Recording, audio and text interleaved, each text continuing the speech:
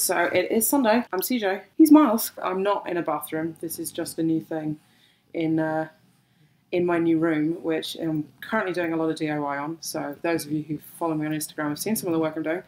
But yeah, being out in school and what goes on there is something I really want to talk about, because this is something I spend a lot of my day dealing with. For those of you who don't know, I work for a charity called Educate and Celebrate, and we go into schools and give LGBT training for teachers, and we're fighting to get rid of homophobia, biphobia and transphobia. Legally, nobody's allowed to discriminate against you. That is the law. It is part of the Equalities Act of 2010. Being transgender is one of the protected elements, which means if in any way, shape or form you're being discriminated against or disrespected, or you're dealing with crap from anybody, that is illegal. And the Act makes it really clear that schools is one of the area that is should be a protected space. It's also really important to note, because I think this is one of the defences people give, that it doesn't matter if your religion says that you don't agree with LGBT people, or you think you've got like a moral or an ethical stance to it. Like, none of that counts. Being transgender in the Act is one of the few things that you can't discriminate against on the other side of it. So you cannot be discriminated against for not being transgendered, which means anything that a school wants to do to make your life easier is something that is just good for trans people. It isn't something that you can disrespect or disregard because, oh my God, it might discriminate against cisgendered people, because that doesn't exist.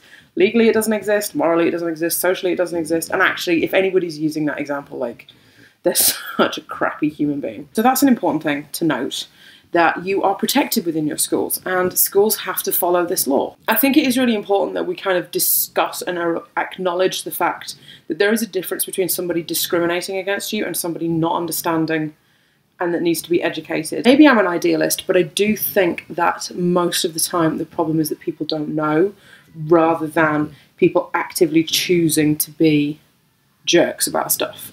And I'm willing to be wrong, because of course there are always going to be exceptions to that rule. I have some good news for you though, because there's a lot of people who've already come out and done a lot of these things. I'm going to put some links down here, but if you are having problems in school and you have teachers who have questions, a bunch of areas in the country have made their own sort of trans toolkits, trans support guides, all of the kinds of information that people might need to know, might want to know. The charity that I work for also has one that was written by. There is information out there. It is easy for teachers and people to access. We have to be responsible for instructing people in ways like that. The flip side of that is that you shouldn't have to feel responsible. You don't have to be out in school. I know certainly if you're of a certain age and you've been able to be on hormone blockers and things like that, you have the potential to be stealth, and you should absolutely be allowed to do that if that's what you want to do and if that's something that is comfortable for you. There is no such thing as not transgender enough. That is an important lie that we need to I want to get rid of that from society in general.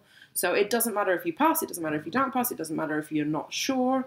The same goes if you're genderqueer or gender non-binary. You can't be discriminated against on those grounds, because it does come under the umbrella term of transgender. You shouldn't have to feel like you are anybody's token, and that's a really important thing. So don't feel like if your school's like a way of attempting to be embracing and comforting and all of that kind of thing, you shouldn't have to feel like you're the token trans person that they're going to wheel out. And for allies, like, the important thing is not that you are doing a thing because you know they're a trans person and it's going to affect them. You should be doing stuff like this because it's the right thing to do. The first step for any of this is making sure that people know where the ground is. I, for instance, won't roast anybody who mispronouns me or misgenders me unless I've had the conversation with them where I'm like, this is who I am, this is how I identify, this is what I'd like for you to call me. Now, if I've had that conversation with you and you slip, that's not a big deal, because I understand that you're going to try and try harder the next time.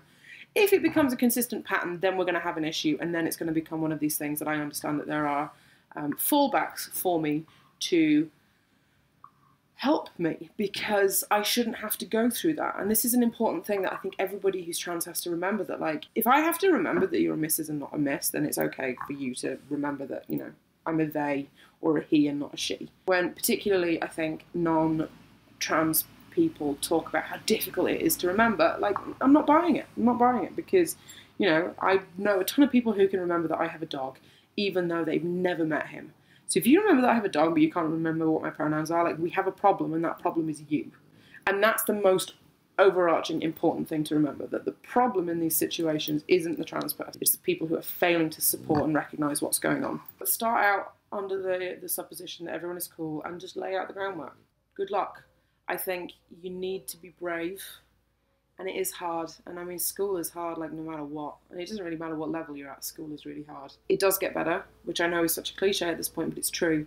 And it is getting easier. Everyone is getting more tolerant. And so sometimes it can feel really frustrating. So then make sure that, you know, you have people to talk to, that you have ways to express yourself, that you're getting all of this out so that you're not carrying all of this baggage around. And good luck.